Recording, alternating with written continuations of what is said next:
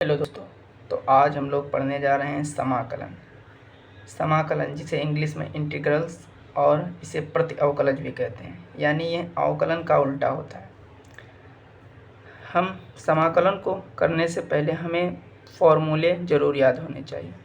कुछ बेसिक से फॉर्मूले हैं, जैसे जब हम ये हमारा समाकलन का चिन्ह है, समाकलन x की पावर n dx का जो समाकलन का फॉर्मूला होता है वो होता है x की पावर n+1 अपॉन में n+1, जहाँ n not is equal to -1, यानी n जो होना चाहिए वो -1 नहीं होना चाहिए। दूसरा फॉर्मूला हम पढ़ते हैं 1dx का जो फॉर्मूला होता है वो होता है x + c। हाँ, ये c जहाँ समाकलन नियतांक है ये लगाना मत भूलिए। dx का मतलब हम x के सापेक्ष समाकलन कर रहे हैं। जैसे हम अवकलन करते हैं dy/dx ऑफ x, इसका अवकलन होता है 1, यानी हम x के सापेक्ष अवकलन कर रहे हैं। उसी प्रकार x के सापेक्ष हमने समाकलन किया। देखिए dy/dx का अवकलन जो होता है वो होता है 1, और 1 का जो समाकलन होता है 1dx का जो समाकलन होता है वो होता है x, क्योंकि हम dx के सापेक्ष समाकलन करते हैं। और कुछ बेसिक फॉर्मूले हैं, जैसे इंटीग्रेशन sin x dx, जो sin x का समाकलन होता है माइनस का cos x प्लस c। क्यों? क्योंकि cos x का जो अवकलन होता है वो माइनस का sin x होता है। इसी तरह जो cos x का समाकलन होता है वो होता है sin x प्लस c। और से बहुत सारे फॉर्मूले हैं जो हमें याद रखने चाहिए, और हम जब क्वेश्चन करते रहेंगे तो हमें फॉर्मूले क्लियर होते रहेंगे। जैसे sec² x का जो समाकलन होता है tan x प्लस c। और फॉर्मूले जैसे e की पावर x का जो फॉर्मूला होता है वो e की पावर x ही होता है।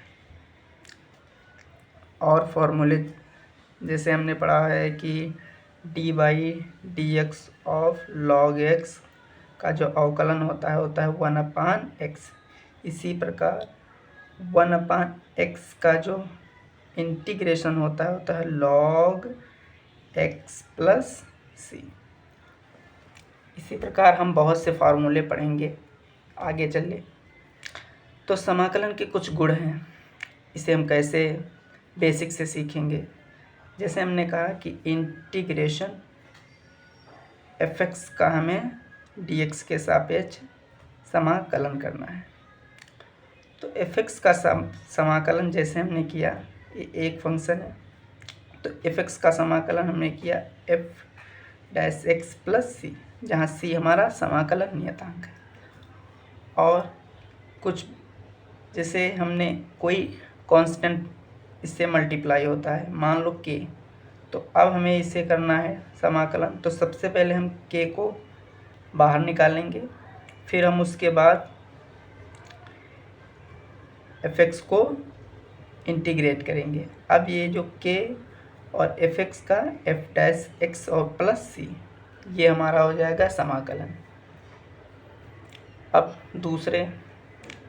हम क्वेश्चन पर चलते हैं। जैसे हमने आपको शुरुआत में फॉर्मूला बताया था, x की पावर n का जो इंटीग्रेशन होता है वो होता है xn+1 by n+1 plus c, जहाँ c हमारा समाकलन होता है। सबसे पहले इस सूत्र को यूज करके हम 1-2 सवाल करते हैं। जैसे मान लिया हमने सवाल किया कि x की पावर 2 का इंटीग्रेशन कीजिए x के सापेक्ष। तो सबसे पहले हम लिखेंगे x के सापेक्ष समाकलन करने पर।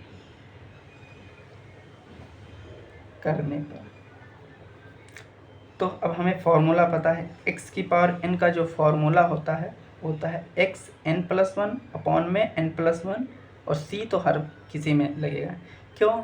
क्योंकि हमें अनिश्चित समाकलन पढ़ रहे हैं। जब निश्चित समाकलन आएगा तो उसमें लिमिट दी हुई होगी। तो हम इसे सॉल्व करते हैं। देखिए एक्स एन क्या है हमारा 2 है, प्लस 1 ऐड करना है, अपान में 2 + 1 प्लस सी लगाना है। आंसर आ जाएगा x³ प्लस सी। सही तरीके से 1/3 x³ प्लस सी, ये हमारा आंसर हो जाएगा इसकी। और थोड़े से हम सवाल करते हैं, जैसे अब हम उस कांस्टेंट वाले बेस पर करेंगे। जैसे हमें दिया है 2x⁴ का इंटीग्रेशन कीजिए x के सापेक्ष, तो हम यहाँ लिखेंगे x के सापेक्ष समाकलन करने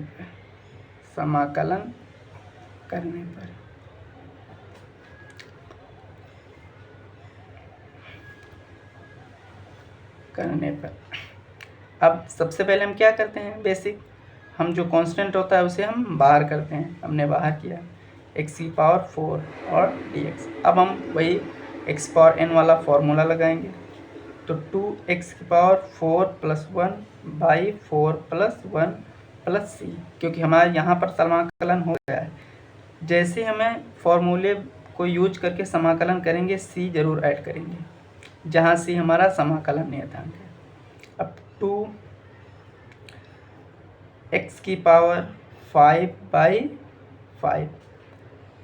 प्लस सी 2/5 और x⁵ प्लस सी, ये हमारा आंसर आ गया।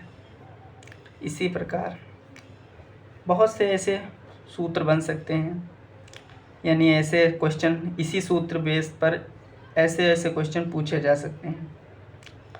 अब हम कुछ और सवाल करें, जैसे कि हम अब साइन या कॉस त्रिकोणमिति के सवाल करें। जैसे इंटीग्रेशन sin 2x का हमें इंटीग्रेशन करना है।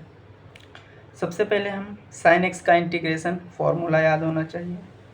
तो जो sin x का इंटीग्रेशन होता है,